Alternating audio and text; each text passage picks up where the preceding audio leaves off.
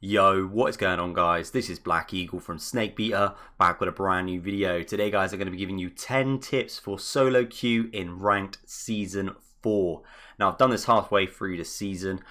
It will be swapping over to King Canyon. The footage that you're going to see is obviously World's Edge, but don't worry about that. At the end of the day, it is still relative every single point that I make.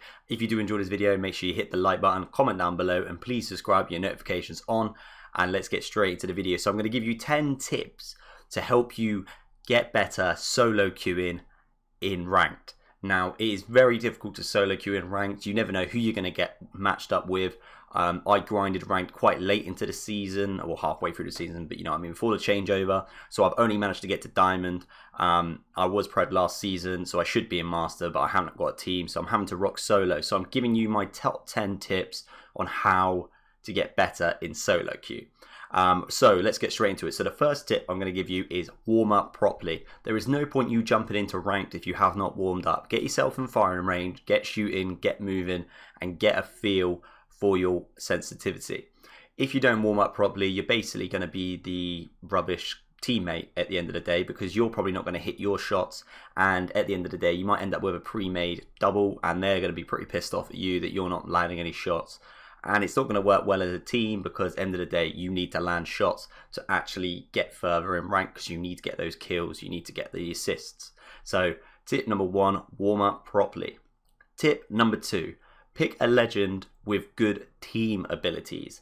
Now, when I say good team abilities, you've just got to look at the legend that you're looking to select and think, does this work well with my squad?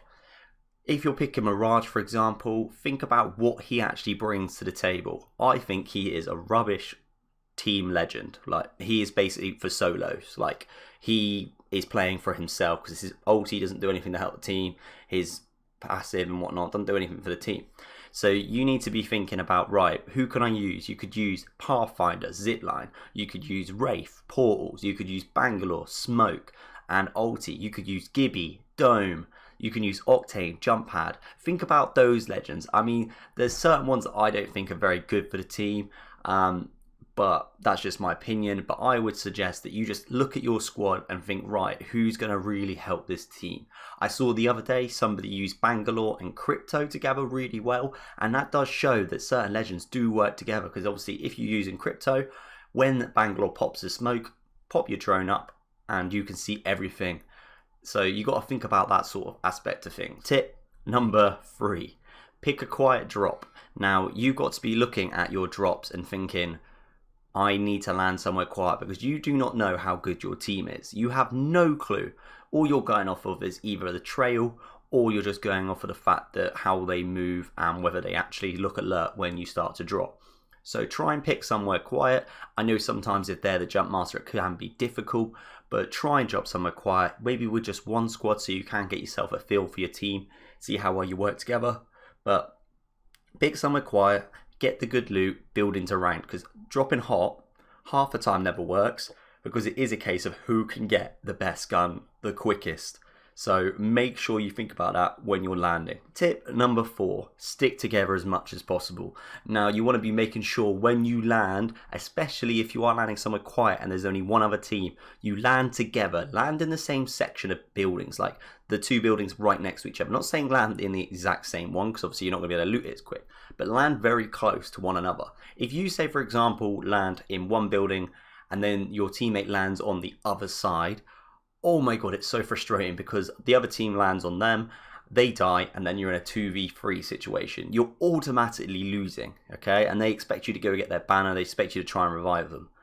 Please, for the love of God, try and stick together, especially when you're landing, but also when you're just in like game situations, when you're running around looting, when you're running around looking to take a fight. Stick together as a unit, don't just push off ahead, because as soon as one of your team gets caught out, that's it, man. Like, stick with your team as best as you can. Don't go running off thinking, I'm a solo player, I won't listen to my teammates. Try and stick together. Tip number 5, communicate with your team via your mic and the call out wheel. Now, the best thing to do is have your mic plugged in. I can't stand people that don't play with their mics plugged in. End of the day, any bit of communication is good. Okay, the call out wheel is also very ideal, man. It's very easy to use. You can use it to say you're looking this way, enemies and whatnot. It helps so much. But sometimes the voice is just so much easier, especially in fighting situations.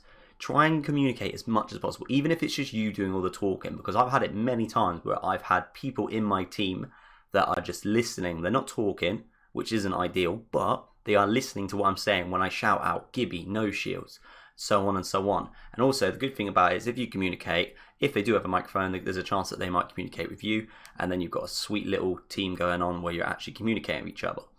Also, language barrier, sorry, I don't know what I'm saying there. Also, language barrier does sometimes become a problem, but I've met so many people online that speak English, that speak other languages. My mate Melamarca, he can speak Spanish, you know.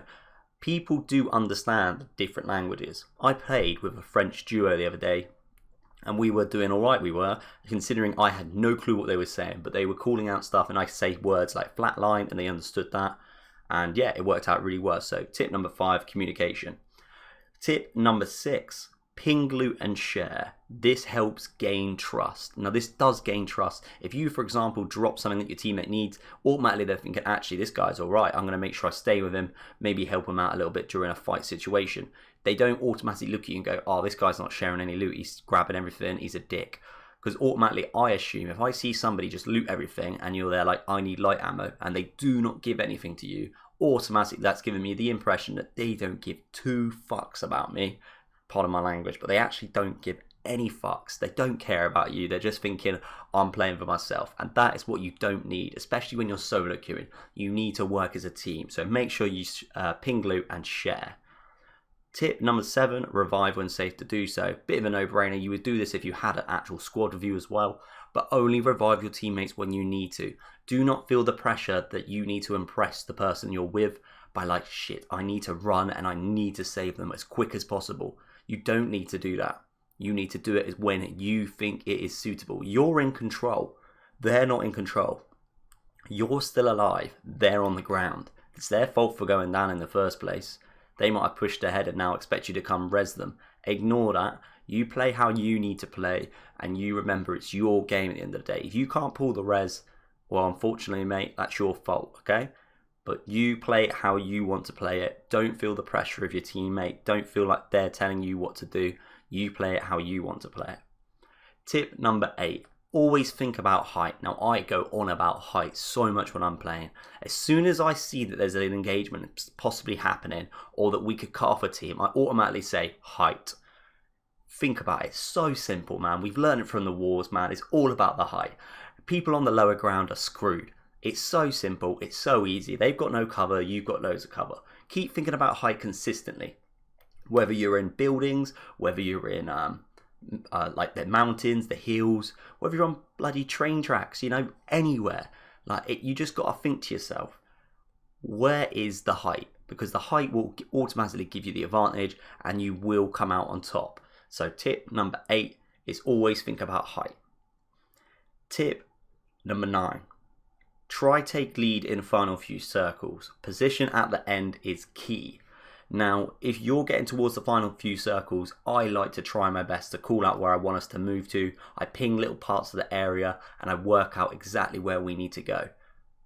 You should try your best, because especially when you play the game quite a lot and you play solo queue, you start to learn where's the best place to go in a circle. Try and lead your team towards that circle. But also, if you are still alive by yourself, think about it to yourself as well. Where do I need to move to? Where's a good position where I can move into circle?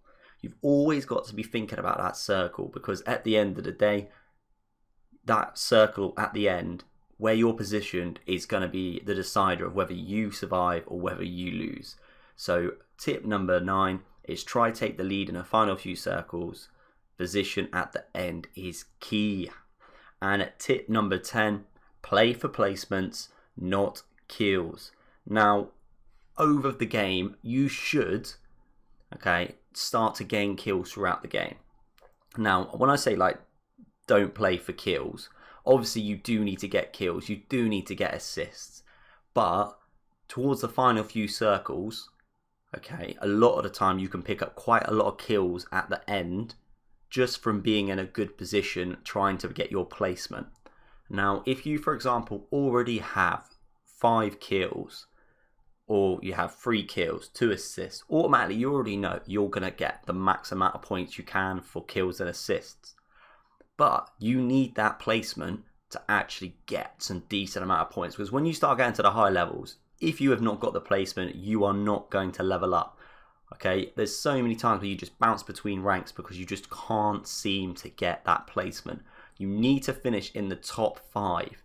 That is so critical at this stage when you're trying to get points. Of course you want to get some kills in that, but when you get towards the end, think about placement. If you're by yourself as well, you say your 2 teammates have died, think about that placement, because those placements could be what's going to make you go positive and not lose ranked points. So tip number 10, play for placements, not kills. And also I have a bonus tip for you. My bonus tip is if you end up playing with a good squad, they communicate with you, man, they're good. You realise, actually, me and these guys get on really well together. Add them as a friend. Now, I can't express how many people I've added as a friend over the time from playing solo queue. You do match up with some good people. You do end up getting a bit of a team motivation going on, you know, a good team morale, and you add them as a friend, and then you eventually start to build a list on your friends list. And because you've got this list, all of a sudden you're not having to solo queue anymore. You can just go online, you're like, oh crap, I can see 2 people online, I'm going to invite them both in and say, do you want to play ranked? And then all of a sudden you're starting to get more of a squad, and you're not having to do that annoying solo queue rubbish, man, because nobody likes a solo queue. If you do, I don't know what's wrong with you. But yeah, so that's a bonus tip for you. Apart from that, guys, I hope you have enjoyed. I hope that I've made sense there. I've kind of like gone off the bat. I've got the tips in my hand, and then I've kind of like let my words take over. If you have enjoyed though, make sure you hit the like button, comment down below, please subscribe, your notifications on, and I will catch you in the next video. Also, PS, stay nice and safe from this coronavirus. It's a nasty thing, guys, so when they say isolate, make sure you're isolating. Apart from that, guys, I'll see you in the next one. What you like to see? Woo! Man, all team effort, all team effort. I love the team.